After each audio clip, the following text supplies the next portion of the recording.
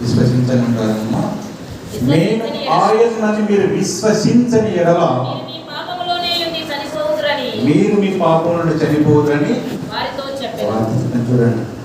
కాగా అంటున్నాడు. కాగంటే కాబట్టి అని అర్థం. మీ పాపముల నుండి మీరు చనిపోతారని యేసు ప్రభు చెప్తున్నారు. అక్కడ చెప్తున్నది ఎవరు?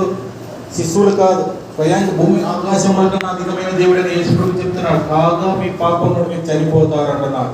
ఇప్పుడు చూస్తుంటే కనీసం ఊరును చనిపోయినారు ఇద్దరు ముగ్గురు అక్కడ. నేను చనిపోయిన నా భార్య ముసలని చెప్తున్నాడు. ఆయన డ్రాప్ చేసి వస్తున్నాను విధాలైనా. మరి ఆ విషయం కాదు, కానీ మీరు మీ పాపముల నుండి చనిపోతారని యేసు ప్రభు అంటున్నాడు. ఏంటి పాపం అంటే? నరహత్య చేయొద్దు, విచరించవద్దు, దొంగలు వద్దు, మోసపుచ్చవద్దు, ఒకరి భార్యను ఆశించవద్దు, ఒకరి ఆస్తిని పొలమునైనా దేనినైనా ఆశిస్తే ఏమవుతుంది? ఆజ్ఞ అతిక్రమం అవుతుంది. ఆజ్ఞ అతిక్రమమైనప్పుడు పాపం అవుతుంది. పాపం వల్ల జీతము మరణం. అందుకే మీ పాపం నుండి మీరు చనిపోతారని యేసు ప్రభు చెప్తారు. కాబట్టి మనం ఒక చంపాలని కూడా అనుకోకూడదు, ఆలోచన కూడా మనకు రాకూడదు.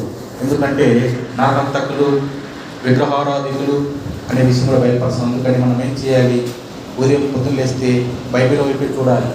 ప్రభువా, నీకు వ్యతిరేకంగా నేను, నా తల్లిదండ్రులు, నా కొడుకు, నా భార్య పిల్లలు, నా భర్త పిల్లలు నీకు వ్యతిరేకంగా ప్రవర్తించింది, నువ్వు క్షమించండి. మా పాస్టర్ అయ్యా, మా సంఘస్థులు వ్యతిరేకంగా ప్రవర్తించి క్షమించండి ప్రభువా అని మనం అడగాలి. అప్పుడు ఆయన క్షమిస్తాడు. ఎందుకంటే ఎవరు ఆయన రాజ్యం చేస్తారు? ఎవరు చేయాలంటే విగ్రహారాధికులు, కుక్కలు. ప్రకటన వాసిస్తుంది క్లోజ్ చేస్తున్నారు. నీటిలో తప్పకుండా ఏం చేయాలి? నీటిలో బాప్తిస్మం తీసుకోవాలి, లేకుంటే లేదు. ప్రకటన 22:15-16 చదవండి. అక్కడ కుక్కలు అని ఉంటారు. కుక్కలను, మాంత్రికులను, వ్యభిచారులను, నరహంతకులను, విగ్రహారాధికులను, అబద్ధమును ప్రేమించి జరిగించు ప్రతి వాడును. కుక్కలంటే ఎవరు? మనుషులే కుక్కలు. ఈ కుక్క కాదు, విశ్వాసం లేని కుక్క అని అంటారు కదా. ఈశ్వరుడు నమ్మని వారు కుక్కలతో సమానమే. కుక్కలు నోరు లేని కుక్కలు, అవి బరుగుతుంటాయి. మనం ఏమన్నా వేస్తే ఇట్లుంటాయి, గొడవ పడుతుంటాయి, ఎక్కడ బస్సు కింద పడితే చనిపోతాయి పాపం కొన్ని కుక్కలు. ఆ కుక్కలు కాదు, కుక్కలు అంటున్నారు. అంటే దేవుని నమ్మని వాళ్ళు. హల్లెలూయా, ఇది అని చెప్తున్నారు. నేను ఇలా ఉండేది చెప్తానని నాకు చాలా మంది శత్రువులు ఉన్నారు. అలాగైనా కుక్కలు, మాంత్రికులు అంటే మంత్రాలు చదువుతుంటారు చూడండి, వాళ్ళే మాంత్రికులు. చేతిపడి చేస్తుంటారు, రకరకాల మంత్రాలు చదువుతుంటారు. మాంత్రికులు ఉంటే దానికి వస్తారు. వాళ్ళు దేవుడు అబద్ధమును ప్రేమించు అంటే అబద్ధం ఎవరు చెప్పినా నమ్మేస్తారు. లేనిది ఆమె దొంగ, ఆయన దొంగ ఆయన చెప్తే నమ్ముతారు. మనం చూసినాం ఆ దొంగ కూడా అని అవుతుంది కదా. ఇంకొకటి చెడ్డోడు మంచోడు మనం చెప్తే అబద్ధమును ప్రేమించి జరిగించి ప్రతి వాడికి అబద్ధం చెప్తే నమ్మిన వాళ్ళు కూడా, ప్రేమించి జరిగించాడు వాళ్ళు కూడా, ఒక మంచి వ్యక్తిని చూసి చెడ్డోడు అంటే అది కూడా పాపం అవుతుంది. జాగ్రత్త.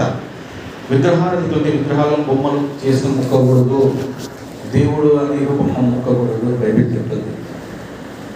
నరహంతకులు చూడండి, మనిషి చెప్పాను కదా, మన పగల కక్షలు వద్దని. ఆ నరహంతులు చంపాలనుకున్నా చంపాలవాడిని ఆయన కూడా పెద్ద పాపం అవుతుంది మనది. అలాంటి వాళ్ళు రాజ్యం చేయలేదు. ఎక్కడితో వెనపడ అంటే ఎక్కడ కనుక బాప్తిసం తీసుకున్నాం. మన యేసు మినిస్ట్రీస్ సంఘాన్ని అభివృద్ధి పడాలని, మన పాస్టర్ వారి అందరినీ, ఇక్కడ ఉన్న బ్రదర్ గారిని, సభలు ప్రత్యేకంగా దీవించాలని, మరి మేము నిర్వహిస్తున్న మనమందిరం అక్కడ గడువులకు నిర్వహిస్తున్నాము.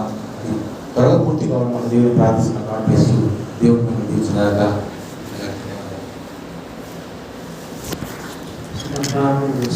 పరిశుద్ధుడా, కృతజ్ఞతలు, స్తోత్రాలు రాజా. నువ్వెంతైనా గొప్ప దేవుడు.